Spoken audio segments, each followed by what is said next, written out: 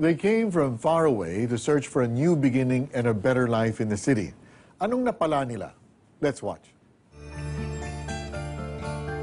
Tuwing panahon ng Kapaskuhan, mapapansin ang pagdagsa nila sa lungsod.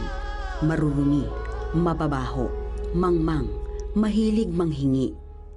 Minsan po naaawa ako, pero minsan din natatakot. O di mo alam kung ano ba talaga plano nila, kung gusto pa talaga nila mamalimos or gagawing masama, ganun. Wala, di ka na lang po sila pinapansin. Kung ituring sila'y pabigat sa lipunan. Malalakas naman sila, wala naman silang diferensya. Kaso nga lang, walang mga pinag-aralan yung mga yan. Sa hirap ng buhay, kaya sila nagaganyan. Pero yan, pwede naman iligpit yan, ibabalik sa kanila. Kasi pangit tingnan dito sa syudad eh. Sila ang mga badyaw. Si Sani, isang badyaw na nagmula pa sa Basilan. Bitbit ng asawa, 3 anak, kasama ang bayaw at pamilya nito. Nagtungo sila dito sa Maynila dahil sa pang-iengganyo ng kapitbahay. Para ka kumbok kwan, ambok makina. Amin akiran bay namin tulong niya agad ko pa Manila long niya. Bang ma diyan nilong niya masuk ng Pasko na mga 5 gatos, 5 gatos ang kadlaw.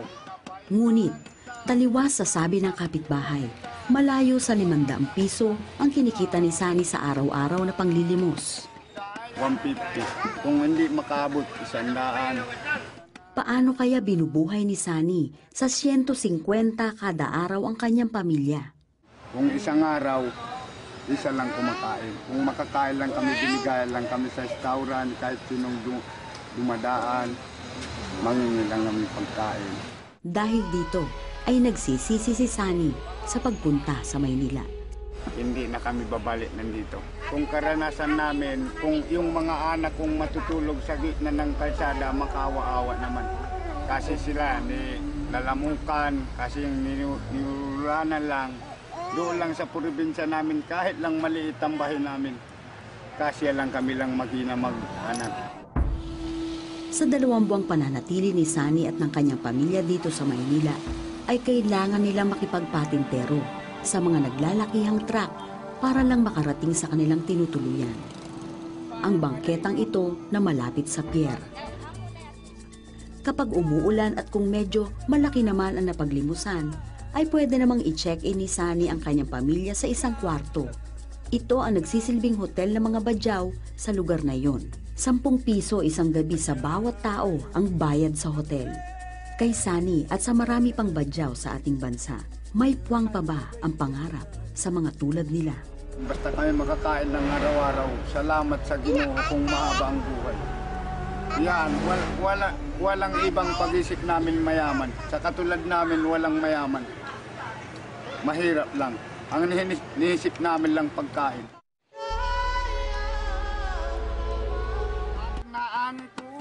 Sino ang magmamagandang loob? Sino ang magbibigay ng limos? Sino ang magbibigay pag-asa sa mga badyaw? Dapat tulungan sila ng gobyerno. Kasi member rin naman sila ng bansa, di ba? Dapat din silang bigyan ng pansin, ganun. Sa Batangas City, sa bayan ng Libho, ay natagpuan namin ang mag-asawang Albert at Ellen Santiago, kasama ang kanilang anak na babae. Dito, nagtayo sila ng kanilang munting tahanan, sa piling ng mga badyaw. Panawagan mula sa Diyos ang dahilan kung bakit sila napadpad sa lugar na ito. Nakita ko yung depravity ng lugar, ng mga tao, yung mga bata, very sickly. Maraming galis, maraming sugat, mabaho, walang anumang mga basic services. Wala silang identity, wala silang birth certificate, wala silang talagang pangalan. Hindi nga nila alam na sila ay Pilipino. Kami ang nagbigay ng mga pangalan at nagpa-mass registration kami. Sinoong na mag-asawa ang samot-saring hirap para lang maipadama sa mga katutubong badyaw ang pagkalinga at pagmamahal ng Panginoon. Hindi muna kami nangaral ng Ebanghelyo. Ang mahalaga ay mawin muna namin. At ang una namin ginawa ay very basic nilang pangangailangan, very felt needs nila yung ang pinoprovide namin. At kuminsan naman talaga ay parang mauubos ang fruit of the Holy Spirit mo. Dahil kakaiba ugali nila, iba lang din sila. Maski nung panahon na yun, kinukulam nila ako nung iba. At ang tanging panangga ng mag-asawang Albert at Ellen sa lahat ng pagsubok na iyon ay So, dilid kami ng Panginoon ng manalangin, pray and pray until something happens. Ano sabi ko, Lord, sabi ng mag-asawa, hindi kami makapapayag na ganito na lang ang buhay ng mga taong ito. at iyon na naging mitya ng pagbabago sa buhay ng mga katutubo. Tandang-tanda ko noon, alas 9 ng umaga, merong isang bata na sabi niya sa akin, Pastor, prayer meeting tayo. Hindi naman ako, sabi ko, oh, sige. Bumalik uli siya ng alas 3. Tapos sabi niya, nasa labas na makod, Pastor, prayer meeting tayo. Sabi ko, oo na, oo na. Tapos balik siya ng bago mag-alas 6, sabi niya, Pastor, kung ayaw mo mag-prayer meeting, tatawag ako. Kami magpi-prayer meeting. At nung umalis yung bata, bumalik siya, may kasama na sila, 8 lahat. At silang 8, tinaas ang kamay nila, kinanta nila yung tinuturo kong kanta. At habang kinakanta nila ito, umiiyak sila.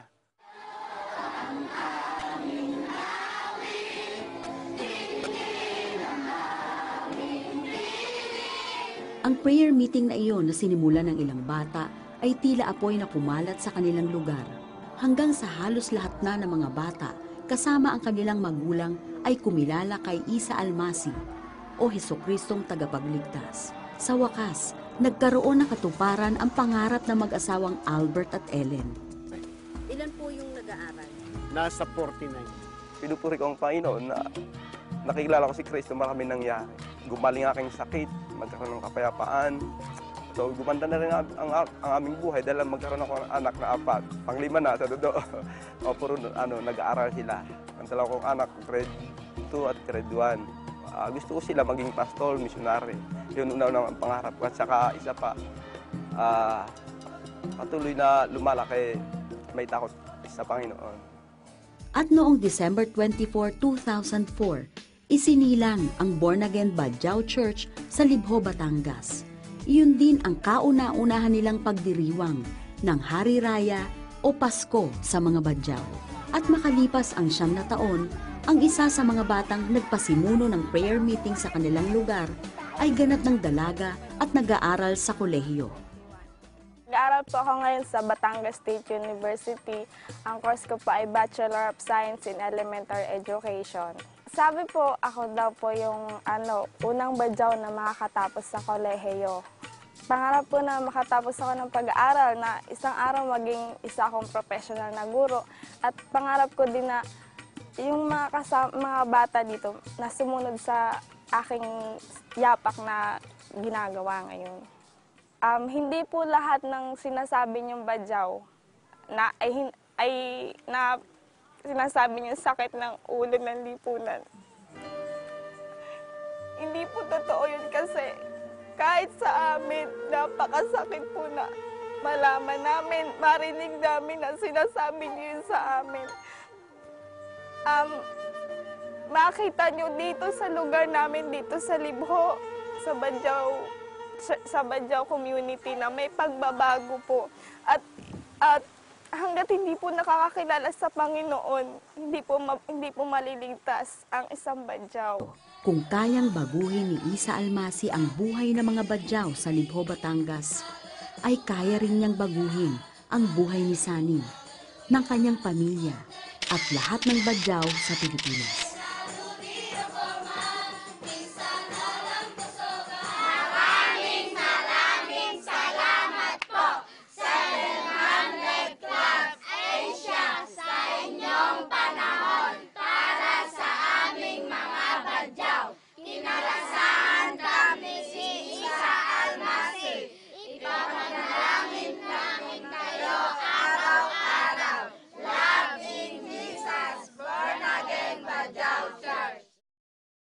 Ayan, Mari, ito yung sinulat nila. Ito yung poster na hawak nila kanina. They read it to us and proclaim a blessing. Imagine a lost people or people who don't have names. Parang hindi ko ma-imagine yun, Mari. Hindi sila naka-register. I mean, it's unthinkable. But there are brothers, there are sisters. Yes. They're Filipinos, you know?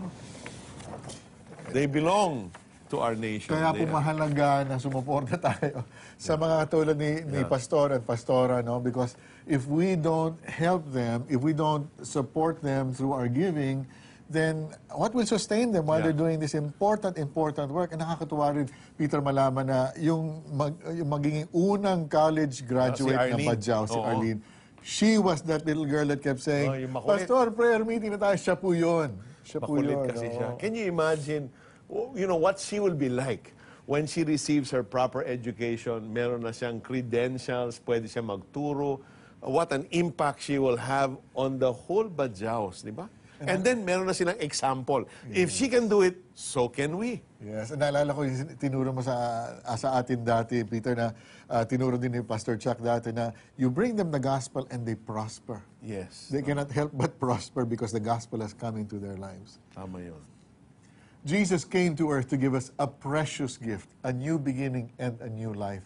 Our part is to open our hearts and receive the blessing He wants to give us. Another point, Peter. Isa al-Masih is in Arabic, Jesus the Messiah. Yes. Tama yan, Mari, Jesus the Messiah.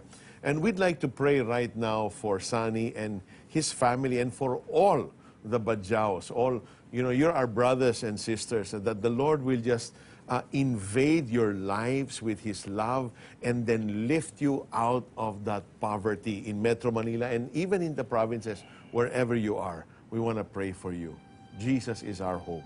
Heavenly Father, in the name of Jesus, Lord, in love, we bind our hearts together, Mari and I, and just reach out to our Badjao brothers and sisters. Lord, you created them, Filipinos. You love them. You have a purpose for them. And now, Lord God, because of this couple, you're beginning to do great things amongst the Badjaos. Father, we pray in the name of Jesus that you will continue to touch more hearts. Yes. Lord, to move them to act and bless our Badjao brothers and sisters, Lord God, so we can lift them out of poverty, so we can bring them the hope of knowing Jesus Christ as Lord and Savior of their lives. So even now, Father, we pray a blessing upon the whole Badjaos, Father God. Lift them out of this poverty in the name of Jesus. We encourage them and we say, we love you. We love you. We just want to bless you right now. Receive that blessing. Receive that hope in Jesus. All things are possible. In Jesus' name we pray. Amen and amen. Peter, there's one more thing I think we need to do. And on behalf of all the Filipinos who have said hurtful words towards our Badjao brothers and sisters, would you forgive us? Yes. We're sorry for the things that we have said. I'm speaking on behalf of all Filipinos. We are so sorry for speaking these words against you. Would you please forgive us? Yes. Up next, another inspiring story of hope and deliverance after these messages.